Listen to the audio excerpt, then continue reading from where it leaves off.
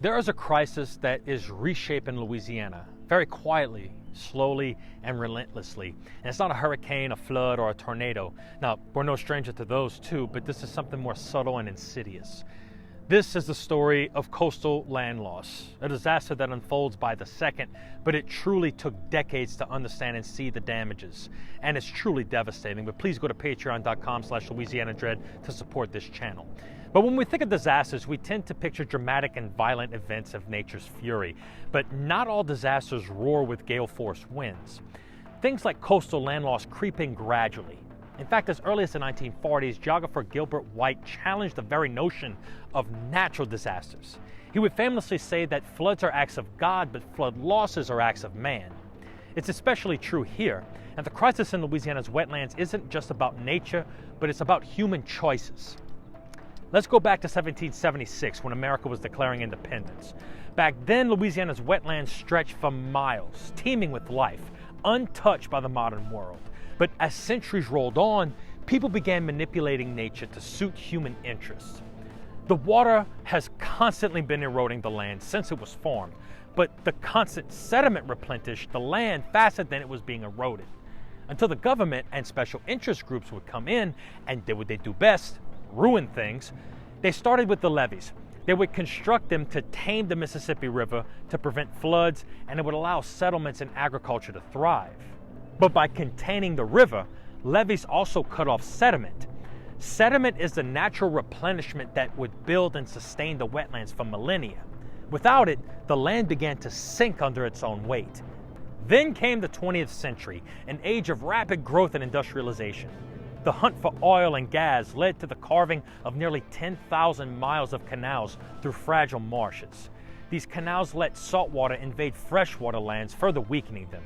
Add in nutria, large rodents introduced in the 1930s, which devour marsh plants and leave the land exposed.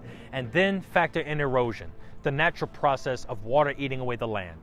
The last ingredient would be these severe storms that hit the Louisiana coast every other year or so. The result? Louisiana is literally disappearing. From 1932 to 2020, the state has lost roughly 1,800 square miles of land, which is equivalent to losing the state of Rhode Island. So how did people first realize this was even happening? It would start very subtly. Colonial-era maps painted Louisiana's coast with broad, vague strokes, but by the early 1900s, navigational charts became more precise. Aerial photos in the 1930s revealed something alarming. The shoreline was actually retreating, and by the 1950s, scientists began to measure it, foot by foot, year by year. Some areas, like nearby Lafourche, were losing up to 62 feet a year. This wasn't just about land, it was about money.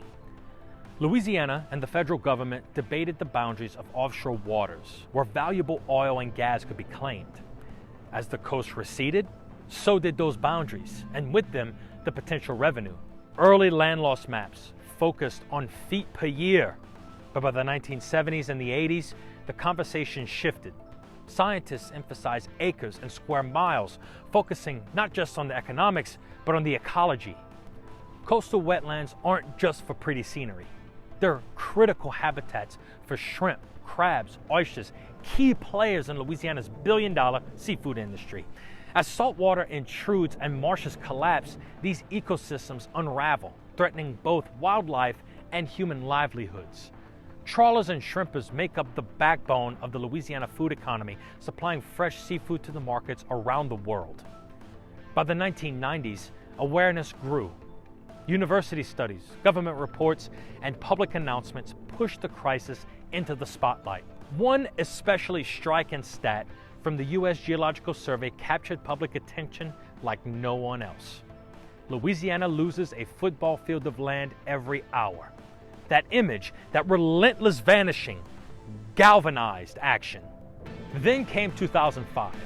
Hurricanes Katrina and Rita devastated Louisiana from both directions, revealing just how crucial wetlands are in protecting communities. For every mile of coastal marsh, storm surge can be reduced by a foot. As wetlands vanish, that natural buffer disappears. The storms sparked a new urgency. Focus shifted from documenting land loss to predicting the future losses. Maps of Louisiana's southern edge turn red with warnings showing how much more could be lost, from Pearl River in the east to the Sabine River in the west. In response, Louisiana launched the Coastal Protection and Restoration Authority, a dedicated agency tasked with turning the tide, pun intended. Their 2017 Comprehensive Master Plan for a Sustainable Coast laid it all out.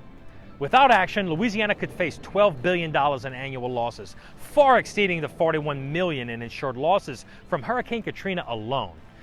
It's not just the fisheries that are at stake, but shipping routes, jobs in oil and gas, roads, bridges, pipelines, homes, entire communities. These aren't isolated losses. They ripple through the economy, affecting industries across the board. Now, Hurricanes Laura and Ida in 2020 and 2021 were brutal reminders of what's to come. More storms, more rain, more flooding. And as the coast crumbles, these forces push further inland. But beyond the numbers, the maps, the forecasts, there's a human story. A migration slowly unfolding. Some of the people of Saint Lafourche and Grand Isle have moved up the bayou to Thibodaux after Hurricane Ida's devastation. After Hurricane Katrina, New Orleans lost nearly 20% of its population to places like Atlanta and Houston. Lake Charles saw losses too after Hurricanes Laura and Delta. This isn't new. Since the 1800s, communities like Cheniere-Caminada have vanished under devastating storms, and the refugees moved to West Wego and Marrero. Today, many families simply move up the bayou, a few miles inland, seeking safety. These small moves add up, transforming towns, traditions, and cultures. Just like Pointe-aux-Chenes, a few miles to the west, Île-des-Jean-Charles has been losing people for years thanks to constant storms and erosion. In about 50 years, an incredible 98% of the island's land has disappeared. The federal government decided that the levee system shouldn't include the island, and the state decided not to build flood walls. They would go with a different plan, moving the roughly 40 remaining residents to a safer spot inland. The people of Pointe-aux-Chenes and Île-des-Jean-Charles are the first ever climate refugees in the United States of America. This is more than an environmental issue. It's about the people and the culture that is beloved worldwide. You lose your language, you lose your land, you lose your culture, and that will happen over my dead body. While the challenge is very immense, the fight to save Louisiana's coast is a story still being written. Take action and learn how to help by clicking the links in the descriptions below. Thanks again to my incredible Patreon supporters for making this video possible. If you'd like to support educational content like this, check out the link in the description or go to patreon.com/Louisiana Dread to be a monthly subscriber. I'm Kyle Crosby, and this has been Louisiana Dread Quick History. Save our land, baby!